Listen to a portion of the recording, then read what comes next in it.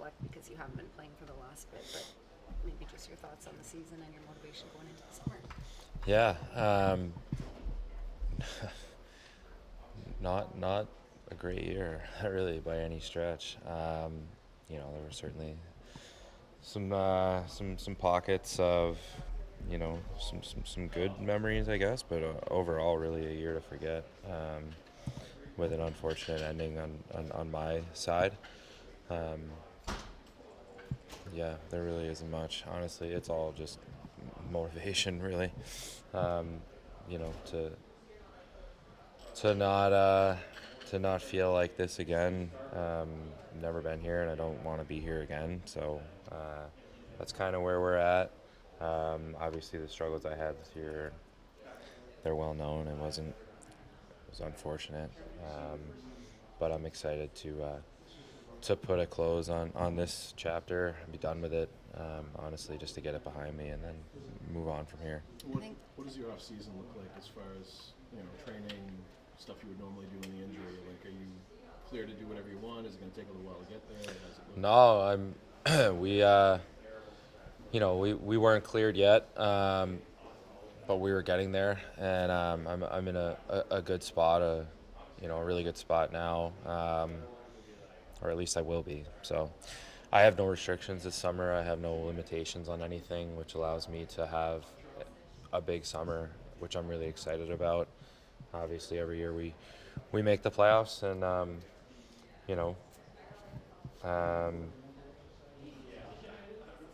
this year we didn't. So I have a different off season. I have a 4.5 month off season, whatever the time is, and um, I feel a little bit like I could, I can achieve a lot more. I can do a lot more. I can have a much more productive summer than the usual, 2 months to try and get everything done. So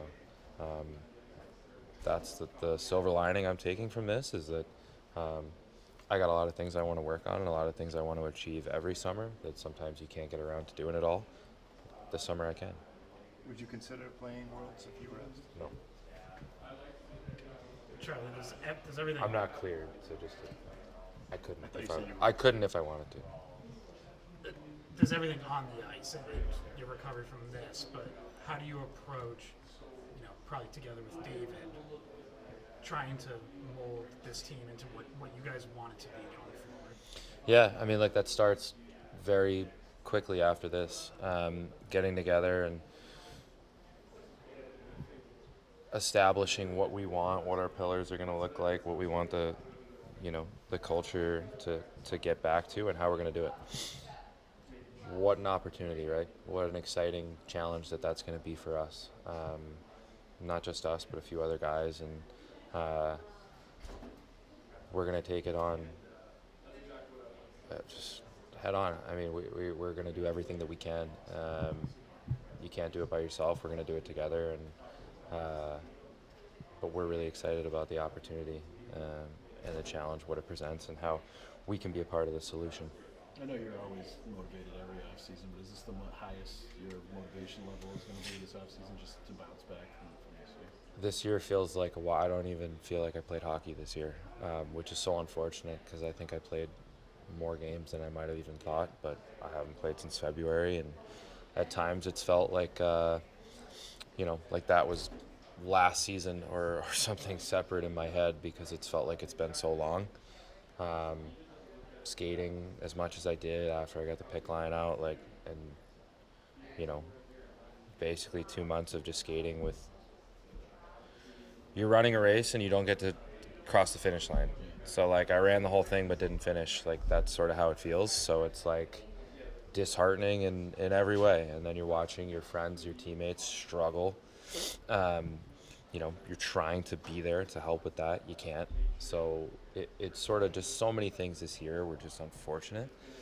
So there's frustration. There's certainly motivation to never be here again, to find ways for us to be, to improve this culture, to get back to what it looks like, because this isn't a good place to be right now. Buildings for the future and sort of getting together and figuring out what that next vision is going to be. Who are the most instrumental people in this room in terms of building that and creating that for the future? Yeah, well, there's immediately that's Pasta, Hampus, and myself. And then after that, we have a lot of guys that I think can be leaders on this team. And we're going to need every one of them to do that, to want to do that, to want to be a part of it, to see the vision in it, and to help us establish what it's going to be, what the pillars look like, and how we're going to do it. And like I said, it's going to start pretty as early as next week, really, to start to lay some groundwork, or at least start some dialogue between us and upstairs, and how we want to do it. And we will do it. Like I said, what an opportunity, what an exciting challenge for us to be the people that will get it back to where it needs to be. Like that's how I'm seeing it, and I think we're all looking at it the same, but it's not going to be easy. But it can be done. I know you haven't been, in the same way, but have you seen from David a difference since? I thought David was the best player in the NHL down the stretch, and I don't think I'm stepping out of line saying that. He was incredible. He led by example. He led by being, from what I've gathered, more vocal than he's normally been. He did everything he could have possibly done to help this team, and he did it, and it was a joy to watch every night. Were the results there? No. I mean, you guys were watching the same stuff that I was unfortunately watching as well. But I think he's to be commended for the way that he handled himself post-deadline at a time when we all were feeling, a certain way, like everybody. Well, he had a hockey game the next day, as well as another 15 or 20 after, whatever it was, and he did exceptional in all of them, while being asked to do more than he's had to do. So, I can't say enough good things about what Pasta did for this team down the stretch, and as far as, starting what we're trying to build next year by himself down the way, with me and Hampus just having to be there to support him, right? Like, yeah, unfortunate, but yeah, to be commended for what he did. I can feel, in a good way, the sense of pride when you're talking about next week it starts and you guys are going to get together and make this room the way you want it to be. So I'm not suggesting you need this, but are you the type of person that would reach out to the players that formerly played here are no longer playing to talk things over, or do you really want to make this not just yours, but this new era? No, that's already a part of it, and we've already talked to them, and they will be a part of it as well. I think there's generations of people, whether it's the front office to Z to Bergie to guys in between, that have been here, that have seen what it looks like, what it feels like, what it should be. Mm-hmm. And we have to bring all of those and connect them to where we are now, because it has been excellence for so long.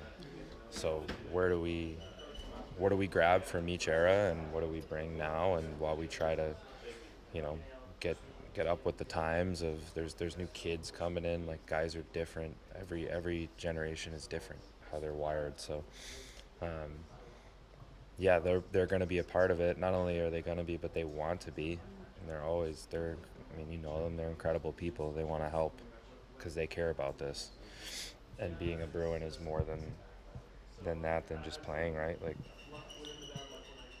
so I think that tells you anything you'd want to know, the fact that they're the ones being proactive on how they want to help. How, when you look back now on the Four Nations, are you still able to look at it as the positive experience, like the experience that you had there is all positive? Is it like mixed now, just because of the way it ended? Mentally, emotionally, physically, I've gone through so much because of that damn experience. Like, it cost me my season. It cost me my sanity in a lot of ways. Like, none of this has been easy, and I get emotional when I talk about it. And, like, look, yeah, it was an incredible experience, and I waited my whole life to be a part of something like that. But the way that it ended and the aftermath of it and what I had to go through, it cost me a lot more than I was willing to give. And that's unfortunate. But it's over now. And now I can finally put it to bed, and after we talk about it, I don't want to talk about it ever again, honestly, because it cost me a lot. And you're obviously angry about that. I wouldn't. That's how it sounds. I feel a lot about every emotion you can have. I'm not angry at I'm not at anyone individual. I'm angry at what happened. I'm sad about what happened. A little bit of the why me, you know, Yep. like as I'm sure anyone would ask with what happened.